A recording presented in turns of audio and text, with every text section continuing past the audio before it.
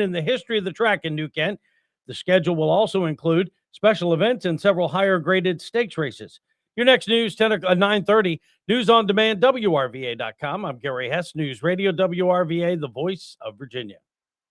Sun is up over Central Virginia skies, Hanover moving and the city's alive. One more hour to own this town. WRVA never slowing down. Wake up rich and win the day, or spend the whole day playing catch up anyway. Richmond's morning news keeps you running strong. 9 a.m. Let's roll all morning long.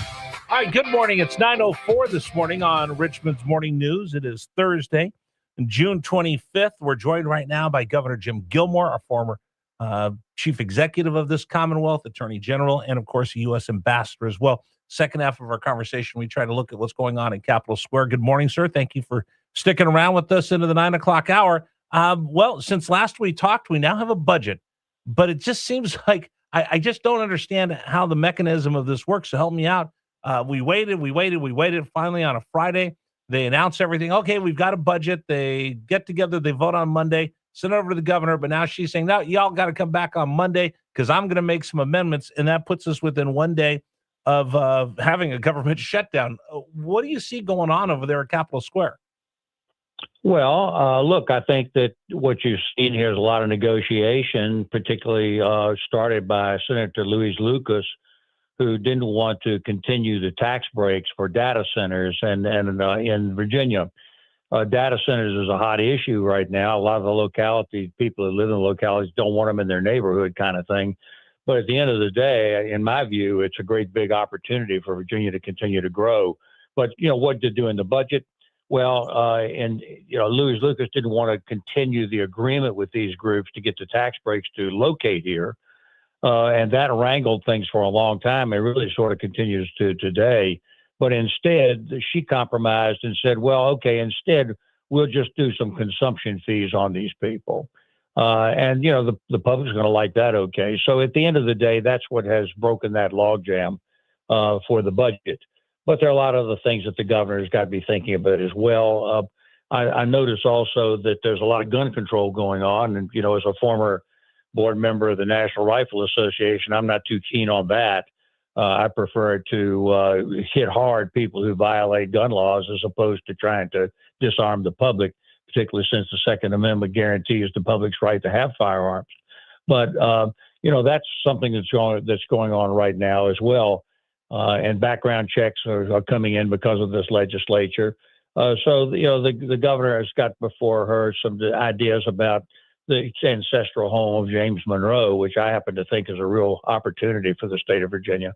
There's a lot of things that the governor is looking at right now, Rich. There's an opportunity that the Commonwealth could absorb this. There's a nonprofit that has offered this. They bought the property, and now they're talking about that it could come over and become part of a park or something, and to be able to have a piece of Northern Virginia property like that with such historic significance is a big deal. And then people are pushing back, well, what's the upgrade going to be? How much is it going to cost us to continue to keep this in the manner that it's been? So it's interesting watching that fight that you have over the budget process and whether they'll do that or not. The one thing that we were talking with a member of the House of Delegates earlier this week, sir, was there's an awful lot of language with these retail marijuana shops that we will see pop up. Just help me. Again, I need your expertise on this. Why is that part of the budget not a separate bill that I can have somebody put their name on it, and if it goes great, you get all the credit. If it goes wrong, we know who to hold accountable. Yeah, I'm not too conversant with the cannabis stuff that's going on. I think that there are moves here to legalize the sale of marijuana and cannabis to the general public. And I guess the idea there is that people are using it anyway, so you may as well get it regulated in terms of quality and all that. I myself am, as a former prosecutor and former attorney general, have no enthusiasm for creating a drug culture in the state of Virginia or anywhere else for that matter. Yeah, I just thought it was interesting. I thought it was interesting that it was part of the budget process and not a separate bill. Which, I look through the budget and I see a bunch of things like that. Like I was told, and I'm looking for, because the thing's so darn big, that we will now take away the mandatory audit of the campaign finances of who gave money and how the campaign spent money on our 3 statewide elected offices, the governor, lieutenant governor, and the attorney general. There's an audit to look at their campaign finances.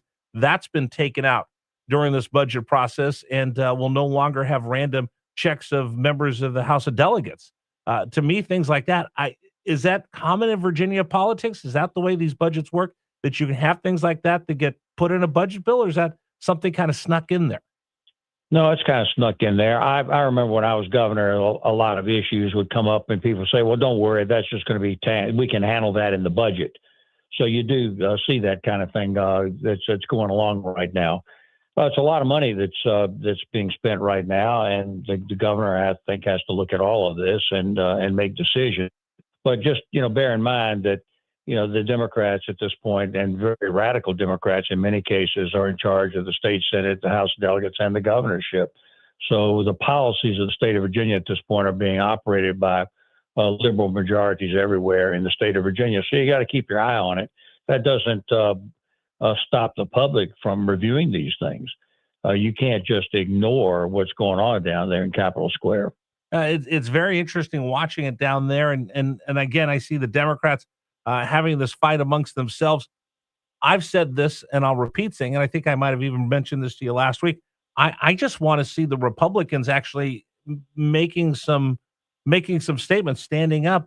I know they can't. There's nothing they could do because there's a super majority in the House, and they don't have standing to really achieve anything in the Senate. But I still want to see more leadership than what I think I'm getting right now. Well, of course, I'm focused on the Congress, and I think we need more leadership there too, from especially from the Republicans. That at the national level, the Republicans control pretty much everything. Right. And I'm frankly not seeing the kind of leadership that I think that the Republicans ought to be doing. Now, that doesn't mean you turn around and support the Democrats. I've made it clear in these things, and I try to be nonpartisan when I'm talking about war ambassadorship in the Middle East and Ukraine. But when we talk about Virginia, everybody on the call knows I'm a lifelong Republican and a former Virginia Republican governor. So I watch things on that basis. I guess you know that. Right. And, it's so interesting. You saw what happened in New York. Speaking of that, the Democrats are going so far to the left over here. And to me, sir, I hear Republicans going, oh, good. Hey, bring it on. I want to take those people on. To me, that scares me that there's so many people and they're gaining more power and more following every year. It seems like every time we have something in some of these progressive cities, they keep going further and further to the left. And I see Republicans saying, hey, that's a great idea. That's a great idea. Let me run against that guy. To me, it scares me because I think you're just playing mess around and find out. Yeah, I'm not too worried about it. There's so many members of the House of Representatives at the congressional level that, the electing a few nutcases in New York City isn't going to change the trajectory of the United States of America. I think, though, that what's very interesting that's going on right now is the back and forth between President Trump and the Congress and the tone of everything that's going on. So substantively, the Congress passed overwhelmingly a housing law that would make housing more available nationwide, overwhelmingly. The president has said he's not going to sign the bill unless the Congress turns around and supports his voter integrity law that he's insisting on, called the SAFE Act. Well, the Republicans in the Senate are reminding us that a bill like that would have to get by a supermajority to break the filibuster in the Senate. It's not possible. So the president is holding up a housing bill in order to get a piece of legislation that's impossible to get because the Democrats will never endorse it, and there aren't enough Republicans out there to break the veto. So that's going on right now. And then, of course, all that manifested itself in a blow-up meeting yesterday. Right. In the Senate. And, it's very interesting. There are a lot of interesting things going on. The president has done a 180 flip on the Ukraine war, and now he's saying that Zelensky is holding his own, is doing a great job, which I think startled Putin. I'm on board for all that. I think, as you know, I support the Ukrainians, and I don't support the fascist aggression by Vladimir Putin.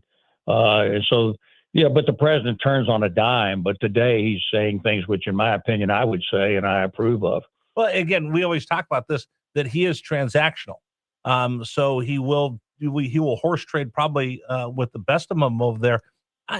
We got a minute here. The filibuster. A lot of people talk about the filibuster. And I look at it and they say, well, the Democrats are going to break it anyways. We might as well do it. To me, I watched Kristen Sinema and Joe Manchin stand there in the face of their party. They're both out now because they stood up to not break the filibuster. So I know the intention's there, but I just think the filibuster is so important that I'm torn between doing what you need to get done before they do it, but having some kind of standing, having some kind of high moral ground that you look to when you respect the rules of the Senate.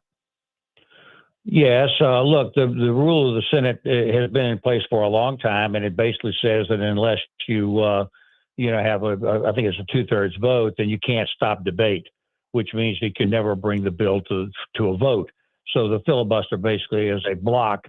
Frankly, it's one remaining thing that drives you a little more towards bipartisan consensus, and you knock it out, and what happens? If the Democrats take charge of the Senate and the House in the next election, and there's no filibuster check on them, God knows what they'll do. So it's a back and forth on this right now. But I noticed yesterday this blow up went on where the president in tone right now is interesting to me. He kind of got into a shouting contest with Benjamin Netanyahu, which I don't blame him much, but the tone is strong. There was a very strong tone against the lady who runs Meet the Press, Right, which was a little puzzling. And then, of course, this blow up yesterday in the Senate. By the way, the blow up in the Senate was against Senator Cassidy of Louisiana, who's going to be going out of the Senate.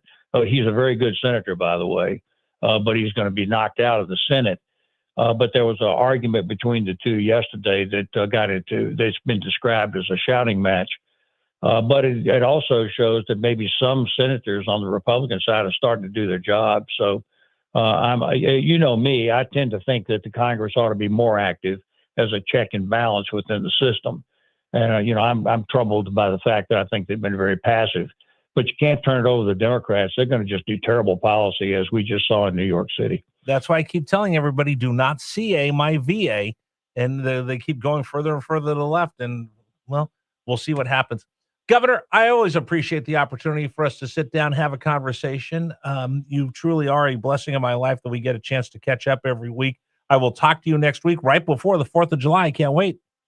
Look forward to it. Thanks again, Rich. All right. Thank you so much. Governor Jim Gilmore joining us here on News Radio WRVA.